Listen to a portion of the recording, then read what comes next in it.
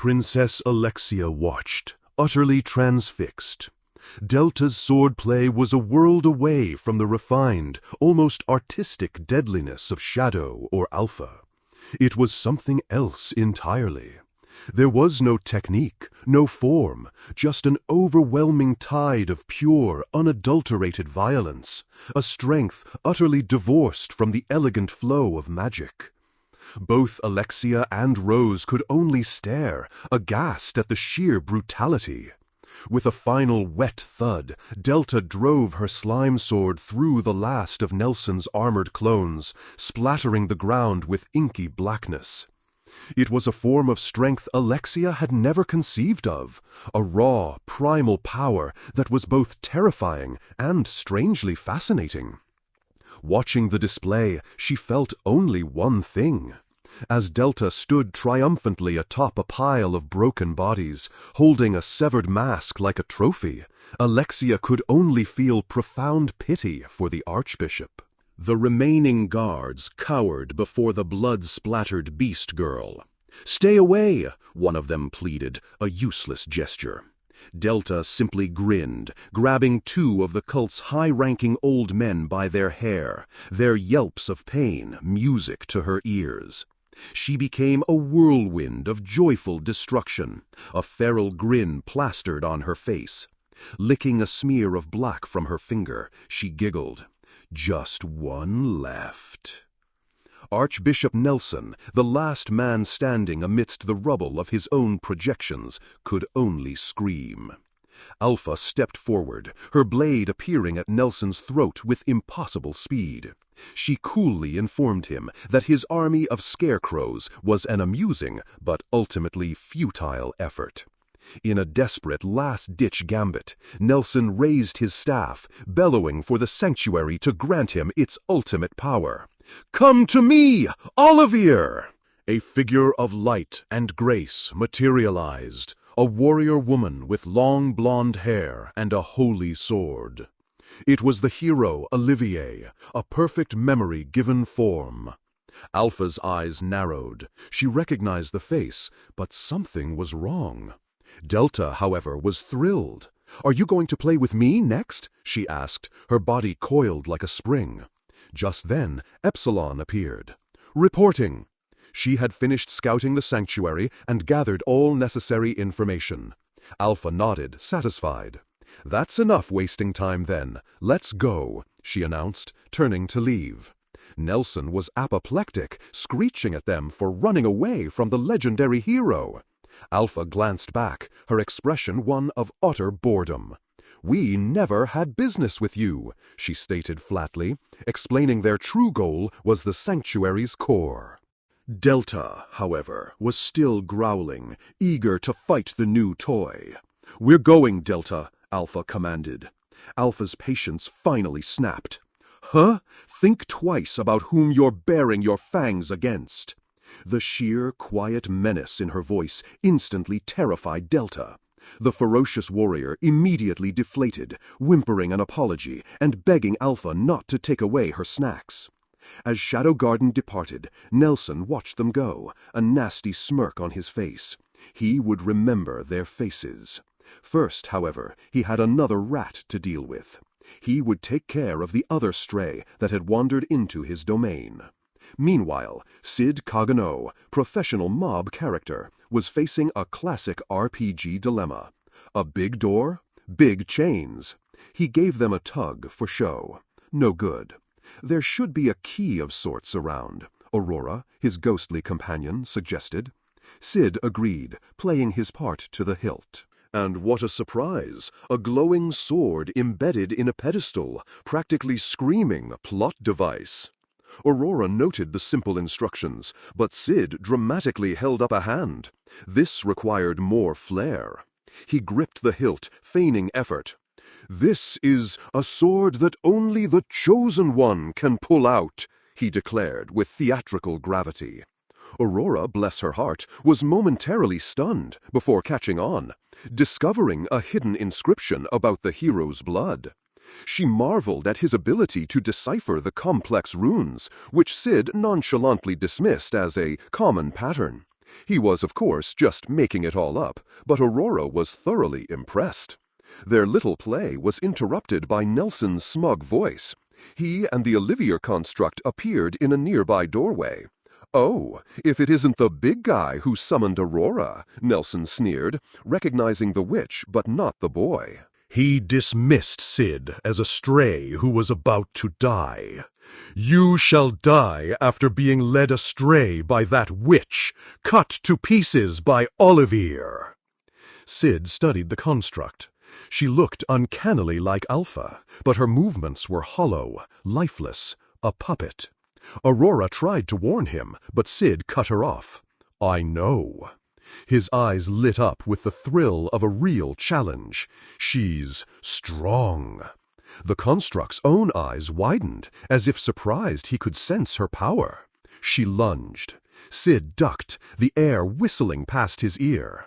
The wall behind him exploded into rubble from the force of the missed blow.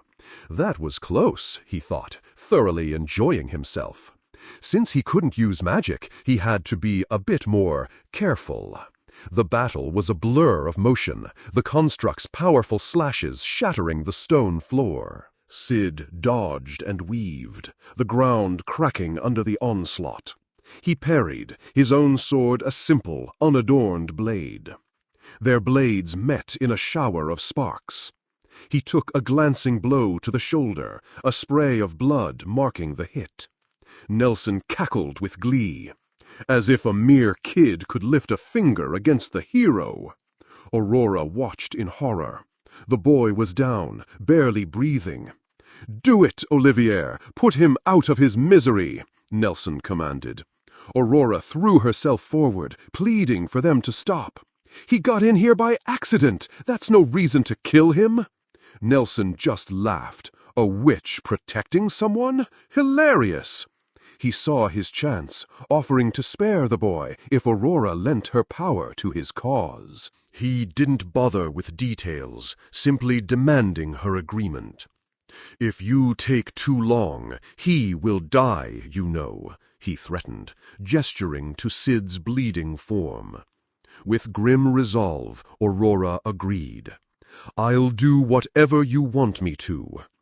But before the deal could be sealed, a weak cough came from the floor. "It'd be nice if you didn't leave me out."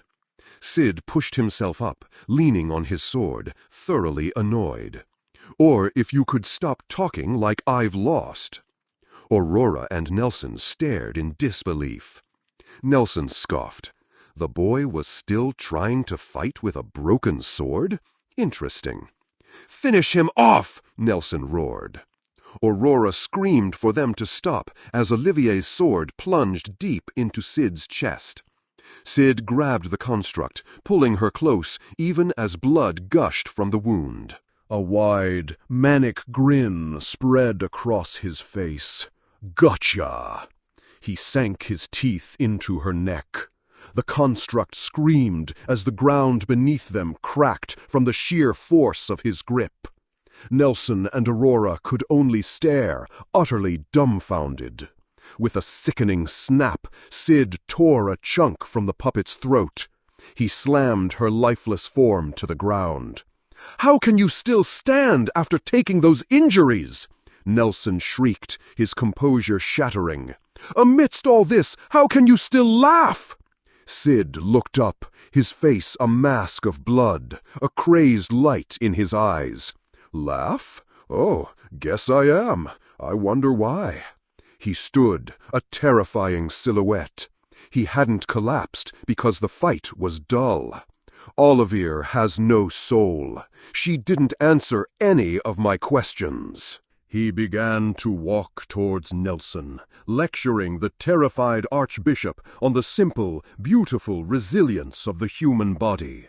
"As long as you protect the vitals, you can take quite a beating.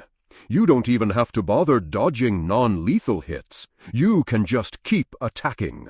Or you can rip out their neck with your teeth while your stomach's been pierced." Nelson finally understood. The boy wasn't just strong, he was completely, utterly mad. In a final desperate move, Nelson summoned an army of Olivier copies, surrounding the blood-soaked boy. Cid just stood there, a grim look on his face. Sorry to say, but time's up. The copies began to disintegrate into light. Cid held up a hand, dark energy swirling around it. He'd been using the fight to temper his mana, making it too dense to be drained. Now he could skip all the tedious steps. Pull the sword, cut the chains, destroy the core. Too much work. If you can just blow everything away, problem solved. Nelson and Aurora were horrified. "No way! I won't let you!" Nelson screamed. He ordered the last remaining Olivier to stop the monster at all costs. She charged, impaling Cid through the chest one last time. As Nelson howled in triumph and Aurora watched in despair, Cid looked up, blood dripping from his lips. "I am atomic." A pillar of blinding light erupted from him, annihilating everything. The chained door vaporized. The ancient stone walls crumbled to dust. The holy sword in the pedestal disintegrated. In the void, the source of the sanctuary's power, a monstrous chained arm, was revealed. And then it too was obliterated. Cid awoke in a field of white flowers. Aurora smiled down at him, relieved. He casually explained how he'd survived his heart being pierced by simply shifting its position at the last second. "What a handy heart you have," she remarked with a wry smile. It was a perfectly normal thing to do, of course. The sanctuary was gone, thanks to him. He and Aurora looked out over the now barren landscape. As her form began to fade, he asked if she would disappear too. She confirmed she would. She then confessed 2 lies. She had been the one to call him there, not a random door. And her second lie? That I wanted to disappear. She touched his chin gently, thanking him for the precious memory he had given her. As she dissolved into light, she gave him one final request. If he ever found the real her, she floated away, leaving him reaching for her fading form. He watched her go, alone in the field of flowers. Her last words echoed in his mind. "Kill me." Elsewhere, Epsilon reported to Alpha. The sanctuary was gone. Alpha gazed at the massive, crescent-shaped crater carved into the land. "Yes, I can see that. The holy sword was gone. The core was gone." Epsilon beamed with pride. "Lord Shadow is the only one who can pull this off so easily." Alpha just smiled. Such a simple yet thorough plan, truly befitting of him. Alpha noted that they had also confirmed their theory, which is why Lord Shadow must have changed his plans. Yes, he must have been aware for a long time. Aware of the truth about the Witch of Calamity, Aurora. Also known as the Demon Diabolos.